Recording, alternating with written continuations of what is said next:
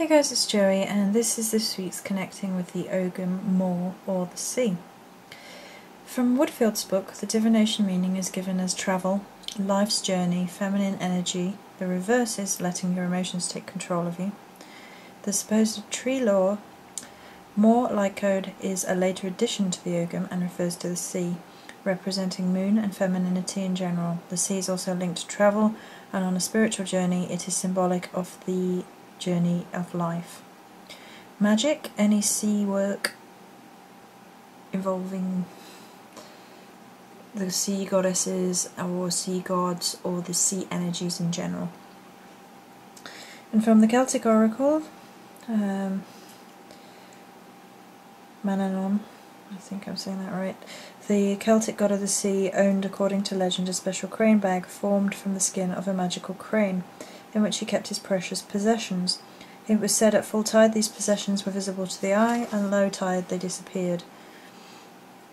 Cranes are sacred birds that now substitute for druids. They were revered because their wings supposedly made Ogham patterns when they flew. The aforementioned crane bag is thus a druid's bag of secrets, the Celtic equivalent of the Kabbalah, and is a metaphor for the Ogham cipher language itself. The crane cleric at St. Columba was so called because of his druidic knowledge and training. St. Patrick was the son of a bard. The Cultdee Church, the earliest British church using Greek rather than Latin, absorbed many of its previous druidic beliefs. Many of its monk and clergy were the spiritual descendants of druids who had fled from Mona or Anglesey after the Roman massacre there. St. Columba, after arriving in Iona, was re-establishing a monastic community on an island that had long before sheltered druidic mystics.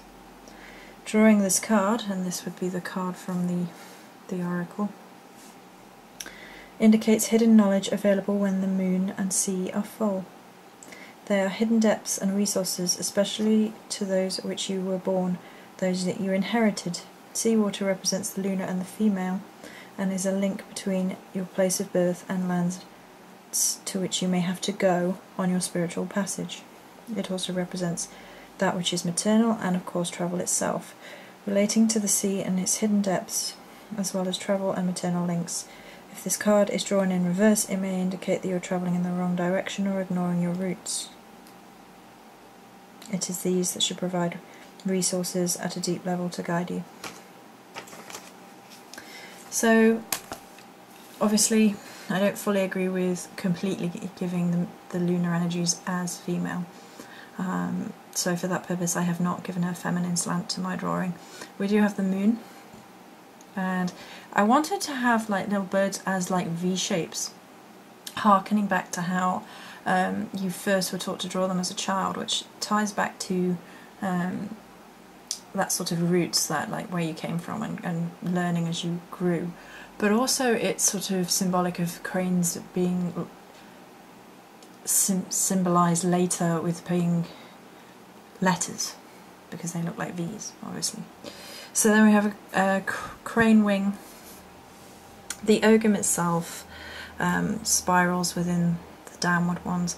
I wanted the sea to wrap around almost like a ribbon and then become the sea, and the sea to take up the lower half, and we have one of those crane bags, those druidic crane bags on the bottom half, and then again with the shapes and being symbolic not only of movement and of waves, but of letters themselves, of language, and all the learning turned up in there.